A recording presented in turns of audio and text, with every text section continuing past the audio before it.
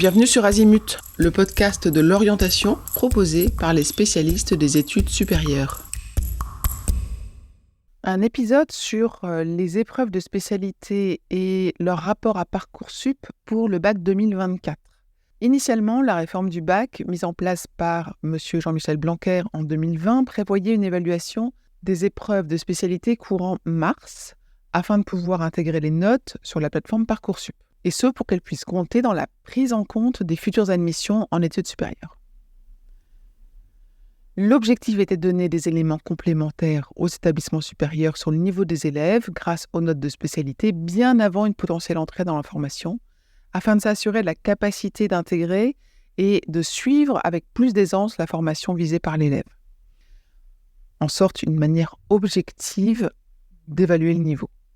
Cette année, donc 2023-2024, quelques changements sont à prévoir. Les épreuves de spécialité du bac 2024 auront lieu en juin, du 19 au 21 2024. Pour rappel, le planning Parcoursup ne subira pas de modification. Les dates sont connues et la phase d'inscription des vœux aura bien lieu le jeudi 14 mars et le 6 avril pour la clôture des dossiers et des choix définitifs. Les épreuves de spécialité ne seront donc plus prises en compte pour cette étape. Et en effet, ce sont les notes de première ainsi que les notes en contrôle continu qui seront intégrées dans la plateforme Parcoursup et qui auront donc plus d'impact dans la phase d'admission des élèves. Par ailleurs, des sélections orales écrites ou entretiens de motivation pourront être envisagés par les écoles et les universités afin de confirmer le niveau, d'objectiver peut-être le niveau et le projet de l'élève, et ainsi d'effectuer leur sélection finale. Les appréciations de l'élève, la progression et le projet de formation motivé seront des éléments déterminants qui accompagneront la décision des établissements. Les notes des spécialités compteront pour la note finale du baccalauréat afin d'obtenir les fameuses mentions, mais elles seront aussi un plus pour les écoles et les universités qui proposent des formations sélectives. Pourquoi ce changement ?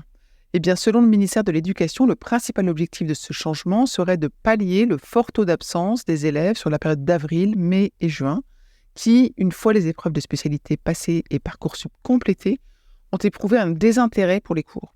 De plus, le programme initialement prévu n'était que très rarement terminé au vu de la charge de travail et du temps alloué sur l'année pour que les enseignants puissent mener à bien leur programme jusqu'au bout. De plus, les inégalités dans la notation ont été observées. En effet, par exemple, un élève ayant choisi la spécialité physique-chimie était noté plus sévèrement qu'un autre élève n'ayant pas opté pour cette même spécialité. L'idée étant de retrouver également une notation équitable entre chaque élève. D'autres informations concernant les critères de sélection des écoles arriveront en cours d'année, étant donné la récence de la mise en place de cette réforme et les différents critères de recrutement des écoles. On ne manquera pas de vous tenir informés, donc restez à l'écoute. Je vous retiens quelques secondes de plus et je vous remercie pour votre fidélité et votre attention. J'avais 2 messages à vous faire passer.